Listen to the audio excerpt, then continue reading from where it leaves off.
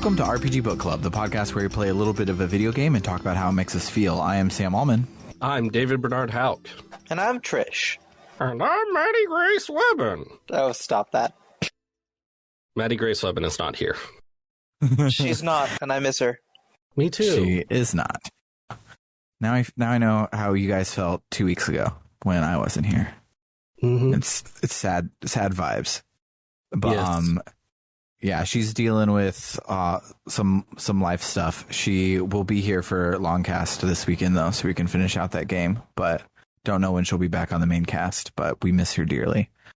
So today we will be discussing part 4 of Persona 2, part 2, Eternal Punishment, which covers the Zodiac dungeon and the Aoba Park dungeon, both of which do not have a whole lot of plot, but they were hard dungeons, so that's what you get today. But before we get to all of that, how is everybody's week? My neck and upper back hurt, so I've been trying to improve my posture. Y'all ever tried to improve your posture? It's hard. Yes. You have to just think about it constantly. Oh, yeah, no. I mean, I tried to change my posture for very trans reasons, and it's really hard to remember to do that. Mm-hmm. Yeah. I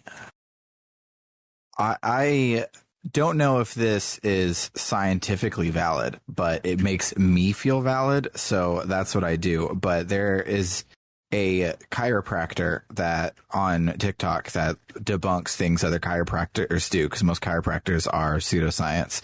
And he says that posture is fake and you should just do what makes you comfortable and don't stay in the same position for too long. So if you fail at it, try that and maybe it'll help.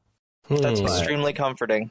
It's really hard to know if a chiropractor is a legitimate bone scientist or just a complete quack. So Yeah, especially because, like Sam said, 80% at least are the quacks. Yes. Yeah. But also I've been exercising, which is not something I've historically done much. So maybe I'm doing it wrong or something and thus causing myself pain. I don't know. Mm-hmm. I'm not doing anything really strenuous. I'm not lifting big weights. I'm just like moving, but I don't know. Yeah. Well, I hope that you don't stay in pain for the rest of your life, because that would suck. It would. Speaking of staying in pain for the rest of your life, last week, or 2 weeks, we didn't have a podcast last week, one of my girlfriends came over and was staying, and I say speaking of being in pain all your life because this particular girlfriend struggles with chronic pain issues.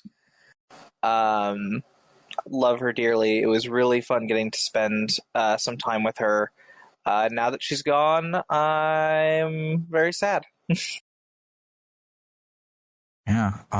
Speaking of very sad, unrelated to the major life event that happened to me at the beginning of last month, major life events are happening and I don't like it, and it makes me sad and upset a lot, and I don't want to go into it on the podcast, but I am a sad boy frequently. So I bought myself a new audio interface that was giving me guff before we recorded today, but I bought me a new audio interface to make music about it, because art from pain is a great way to make the pain not so painful. Check out Player 2 by the Red Heroes, streaming on all platforms if you need an example. But yeah, it sucks, and lots of it sucks, and I don't feel like going into it because it absorbs my entire life.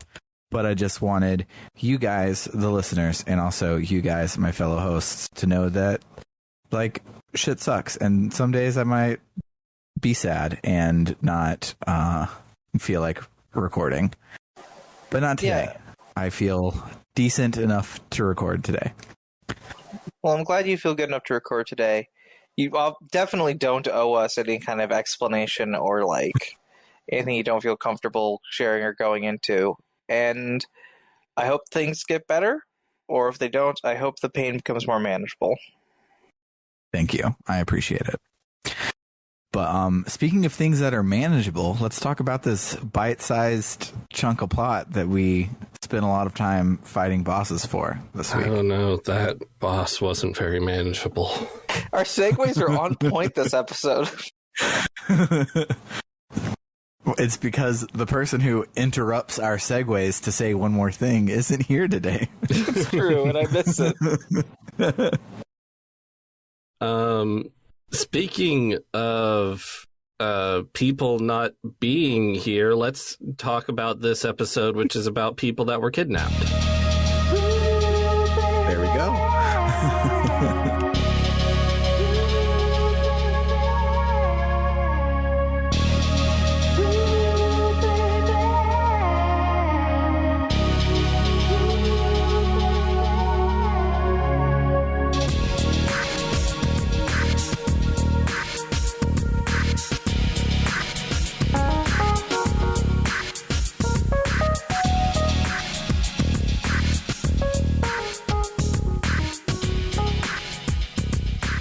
The gang heads to Club Zodiac to meet Anna. The music there is cool. Maya asks Anna if she knows where Totino's is. She doesn't. She says, an amazing line. He's really bad, but he's so kind. But lately he's been acting up and not been around. I love this game's localization. Maybe I should mention so weird that the PSP version of this game just got its English patch released like a couple weeks ago. And even though I had to switch emulators, so I had to catch up to where we were previously, I then started playing the PSP version and caught up again. And the PSP version, it just like cleans up the original translation a little bit, like makes it so you don't have Psycho Smith, that kind of thing. So I'm still getting the incredible lines, but there is a discrepancy, which they made it cool in my version. And then when I was watching the movie on YouTube of the PlayStation version, I laughed a lot. Yeah, I was going to bring that up later because it's fantastic. So we'll bring it up when we get to that point. All right. So Anna says that before Totino's disappeared, he said he must atone for his sins, whatever that means. Balfu's like, right. What about the reason we're here? The kidnappings? Anna says the abductees are in the back. The club was bought by the Taiwanese mafia. Balfu says, I see. Ulala promises they'll save Noriko and Totino's too. The gang heads to the back room, but a door asks them for a password. They don't know the password. They find some Taiwanese mafia guys, and Balfu beats the shit out of them. They give him the password, Panther. And I wonder if anything special happens if, you're playing this game a second time and you just know that it's Panther and you enter it, because it doesn't say you don't know the password. It brings up a thing where you enter the password. And so I entered the password. I think I just entered the password fuck, but it didn't work. Yeah, I don't know. Here we are already at the next part. Oh yeah, to talk about the PSP thing. So I forgot that it happens in this scene. Yeah, I did too. I thought it was like, oh, it's a ways down the line, but it literally was the next thing. We could have just said it. But so the mafia are Taiwanese and they speak Chinese of some sort. I don't know which one. And in the PlayStation version, they just really stupidly put the line like it's nothing and then parentheses after it, which I've never seen before in the history of reading things that translate things from different languages. in Chinese. So it'll be like, I'm going to beat you up in Chinese. Oh no, the password is Panther in Chinese. Absolutely. The password is Panther in Chinese, but what is it in Japanese? We're in Japan. It's go ahead. It's so good, but in the PSP version, they made it super cool because the PSP dialogue boxes are huge. They can fit a lot in it. They just put the line in twice and gave it subtitles. So the top of it is the line in Chinese, and then underneath it, in parentheses, is the line in English, which is super fucking cool. They That just is subtitled so a text box. That's so much better. It's a lot better. When that happened, I was like, oh, that's a cool way of handling that. And then when I watched the PlayStation version on YouTube, I found it very amusing. Like, even if you don't have the text box size, it's a lot easier. You put brackets around the text, or you something that very clearly indicates, oh, they're not speaking in Japanese right now. This is a foreign language. Or you could very easily just put in Chinese at the beginning of the text box. I think that would make it a bit less silly, yes. It's fantastic. Anyway, in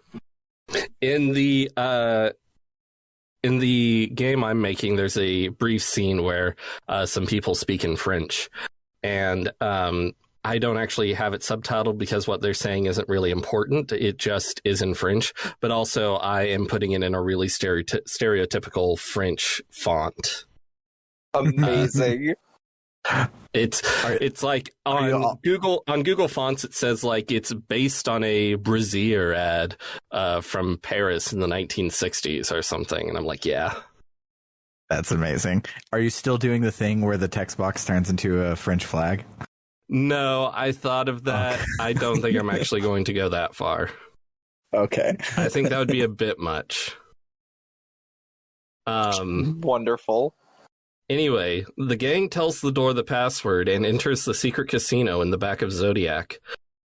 That mysterious man with the scar is there.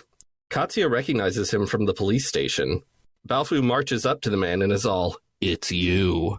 The man is all, Chinese. "It's you." In Chinese. In Chinese. Katsuya asks who this guy is. Balfu says he's Young Pao, a lowlife assassin. Katsuya's like, what the fuck was that guy doing at the police station? Young Pao says, hey, if you want to arrest me, start with Balfu. He killed 25 of my men and I only killed one Japanese person. It's not fair. Balfu is having a normal one. He tells Young Pao that if he reveals what Tatsuzo is planning, he'll kill him painlessly. Young Pao laughs off this threat and says, but I'll tell you this. I work with the police and new Japanese government. Joker hunting is good for our relations. Katsuya's like, right. What about the reason we're here? The kidnappings? Young Pao says the only one here is the kitten they hunted earlier. Some goons bring out Noriko. Young Pao says the drug is working. Before, she was a tiger. But then Noriko becomes the Joker and attacks. Oh no! This fight is hard. I had to get a new persona and everything. What was so hard about it? Did they have crazy tactics or just hit hard and were hard? Just hit hard, have a lot of health, and uses water spells. And Katsuya's starting persona is weak to water spells. Oof. And Katsuya was being my main damage dealer in that because she wasn't weak to any spells I had. But Katsuya was able to do good physical damage because he has a ridiculous strength stat. And how much damage you do with a gun is determined by how strong you are. Yes. That's what we all know. Yeah, you have to be really good, and how hard you pull the trigger is how fast the bullets go. That's why you got to be real strong. When you're playing D&D, the ability score for all ranged weapons is strength. It's known. Yes. Yes. So yeah, and I really don't like how personas work in this game, because I had to grind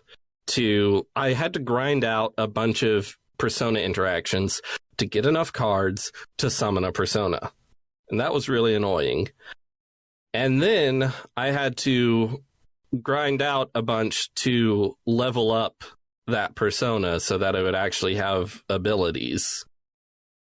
And so it's really annoying if it's just like, oh man, I can't beat this boss. I need a persona that's not weak to water. Better do 2 grind sessions. Yeah. Just to change up my tactics.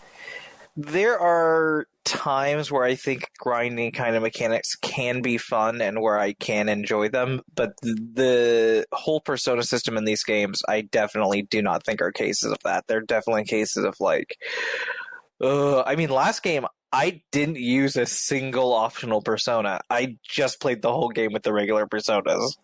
Yeah, me too. Yeah. And luckily they upgraded them. Yeah, last game, the fight before the upgrade, I couldn't beat it, so I put in cheat codes to give me unlimited cards so that I could just not interact with that system, because demon negotiation is bad in this game. It's not very fun. It doesn't make a lot of sense, and when you do it correctly, you get 10 cards of the 200 that you need to get a persona. And exactly. It's dumb and I hate it. I am so thankful for the modern persona system where you can just demon negotiate and they join you. Yeah, the horrible combination of getting so few cards, how many you need, and then just how many kinds of cards there are is just, it's a perfect storm of terrible. And you've got to keep talking with the same demons in order to get the enough cards that you need. Like if you're in this dungeon, I was talking to the demon of a certain arcana, I forget which. So that was in that dungeon. So I just had to keep talking to it, having the same conversation over and over, except there's a little bit of RNG. So sometimes you can say something that worked before, but then it doesn't work this time. So it's really repetitive, but also you can't turn your brain off. It's annoying. Yeah, I did not like it. What I do like, and I forgot to bring this up earlier, is the new Digimon game has demon negotiation, and that's how you get your Digimons, and it's fantastic. Nice.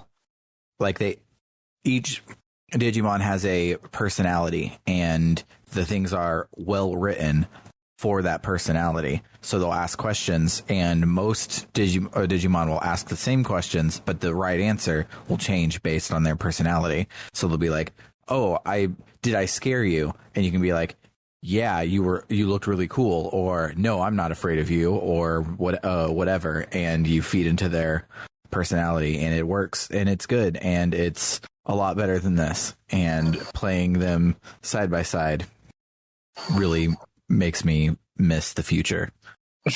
That sounds a lot like Shin Megami Tensei Demon Negotiation, which I genuinely find, I said the correct word first time.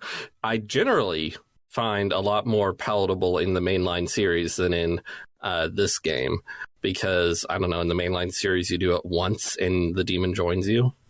And the mainline games, it's funnier. I don't know, when a demon just runs off with your Maka, it's hilarious. But I don't know. Anyway, shall we continue? Let's go ahead. Yes. Okay. Young Pao and his goons escape during the fight. After they beat the Joker out of Noriko, Katsuya asks Balfu if what Young Pao said was true. Balfu is now having a different normal one and antagonizes Katsuya even more than usual. Ulala tells them to stop. They've got to get Noriko to the Velvet Room. They get Noriko to the Velvet Room. After being de-Jokerfied, Noriko cries and says she's sorry for getting 2 people murdered and everything. Anna asks if Katsuya is going to arrest Noriko. He says they'll take her into custody for now. He says there are people who need to be judged before her. Tatsuzo, the mafia, the traitors in the police force. He vows to find the cancer. Everyone's like, okay, man. Katsuya gets a call. A voice says to meet him at Aoba Park for information on Katsuya's case. The voice identifies itself only as Sneak. The gang doesn't have anything better to do, so they head to that goddamned maze of a park. So after going through the maze of the park, the gang meets Sneak, who stays on the other side of some bushes, so Katsuya can't see that he looks suspiciously like Police Chief Togashi, who we briefly met and might not remember because we play this game in small chunks. But I remembered him. I remembered him. Nice. Sneak says, as you know, the police and mafia are essentially being controlled by Tatsuzo's organization. Not just the police. The media and even the giant companies have roots of the New World Order spread around them. Katsuya's like, let's just fucking bust into the police station and ask Shimazu and Togashi what crimes they're doing. Sneak says, no, don't do that. They are above the law. If you move now, you'll end up like your father. Katsuya's like, my father? How do you know my father? Sneak does not answer, and instead says, I want you to find hard evidence of a conspiracy and exploit Tatsuzo. Not all the police and government are in his hands. There are people other than you who are investigating the organization. Currently, I am the only one who knows this. Conspire with them and trade information. Here are photographs of them. Sneak bails. The gang picks up the 2 photos he left behind. One is a fuzzy picture of a dude, and one is a fuzzy picture of a lady. Balfu says he doesn't trust this Sneak guy, but Katsuya says they can trust him. That was the voice of a man, atoning for his sins. Everyone's like, okay, man. Ulala's like, how are we supposed to find these people? Then immediately says they should spread a rumor to find them. Okay, we'll do that next week. And wow, that didn't take long at all. But we did technically do 2 dungeons. And also, a lot of my time playing this week was dedicated to 1, catching up, and 2, beating the frickin' boss. Because wow, that boss was hard. Sometimes that's how it is. Yeah, we are currently like a quarter through the game movie, I think. Something like that. But I don't think that means this will be a 16 episode thing, because the game movie is not cut like a movie. It is every single text box in the game, and the farther you get in the game, the more locations you can go to, so the more people you can talk to with updated dialogue. So I think there will be longer stretches of unimportant things in the game movie going forward. So I don't think it's a full quarter of the way through. But if we are, we said this was mini longcast. Why not have 16 episodes for this one? But I think Eternal Punishment is actually supposed to be shorter than Innocent Sin. Yeah, but we've been going through it at a slow pace. Yeah, its game movie is shorter, but its howlongtobeat.com is twice as long. And I don't know if that's just the people who played it suck, or if the PSP version makes it easier, or what, because the PSP version of the second one wasn't on How Long to Beat, because it only was able to be on there like last week. So, yeah, don't know. Hopefully it doesn't continue to be super hard. Hopefully we can bust right on through it. But either way, let's listen to some more music and then talk about our memorable moments.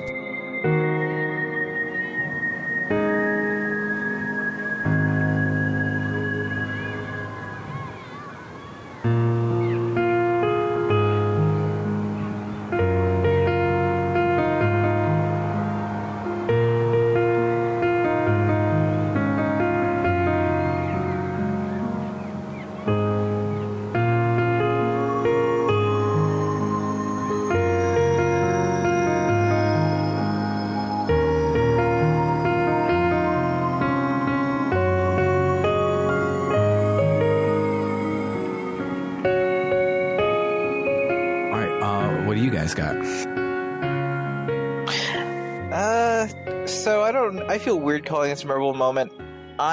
Just where the plot's going right now, I am a little hesitant about this whole New World Order thing, because that, again, this is the game dipping into using the overarching thing about rumors and stuff. Once again, it's heading more in conspiracy theory territory, but specifically this time, it is getting dangerously close to some conspiracy theories that are just, like, virulently anti-Semitic. And I'm like, Yeah. Oh, be careful. Be careful, game. Yeah, I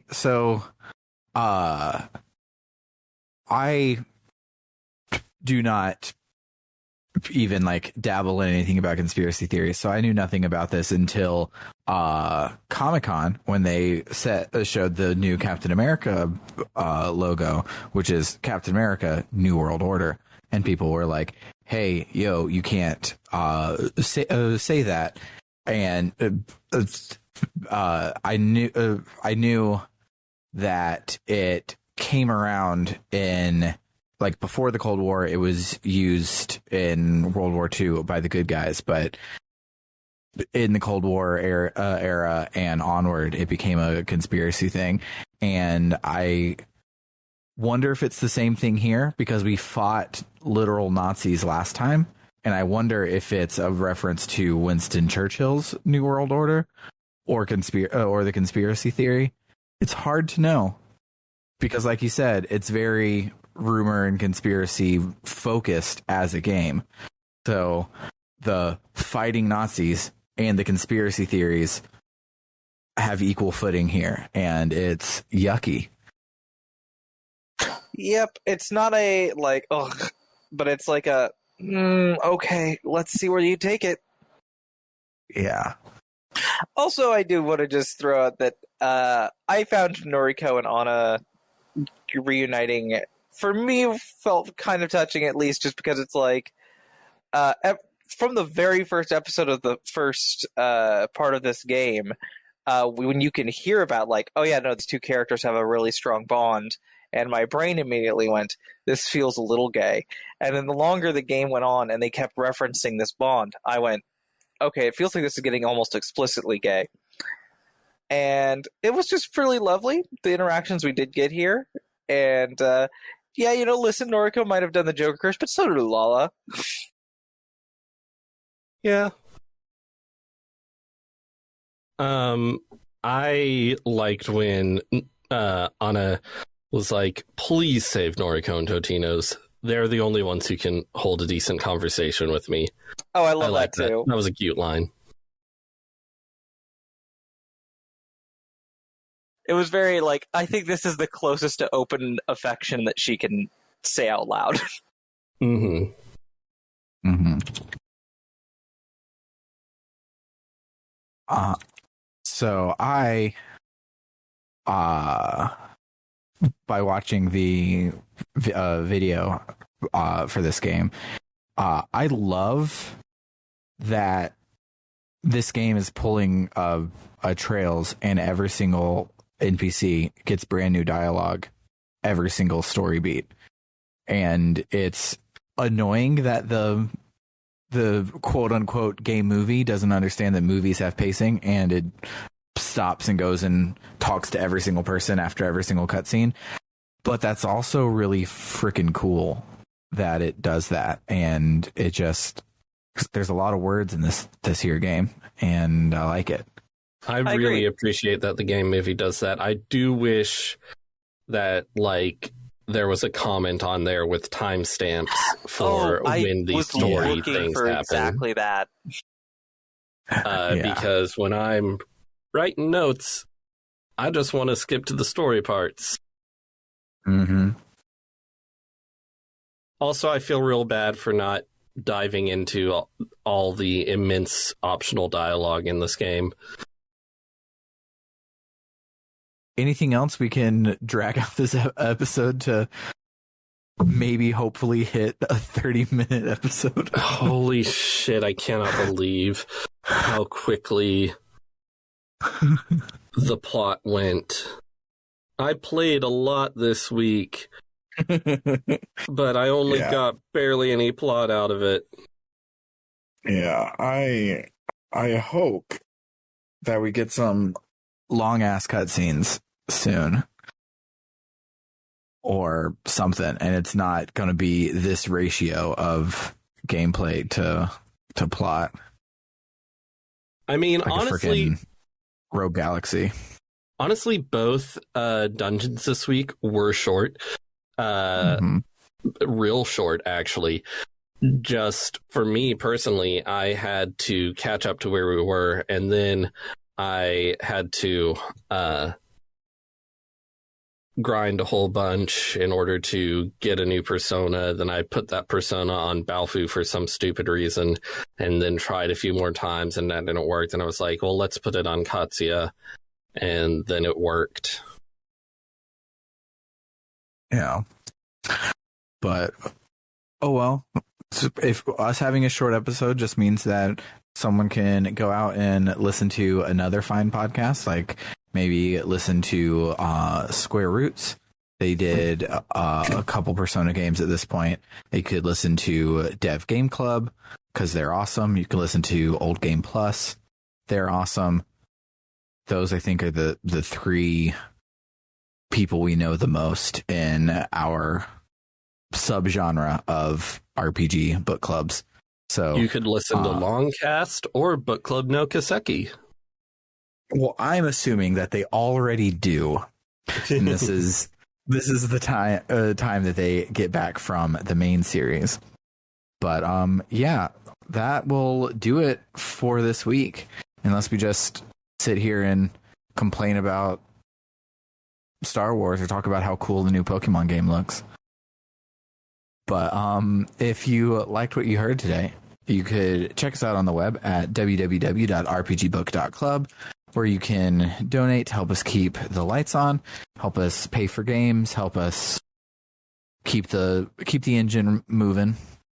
And you can donate either in recurring monthly memberships or in one-off donations.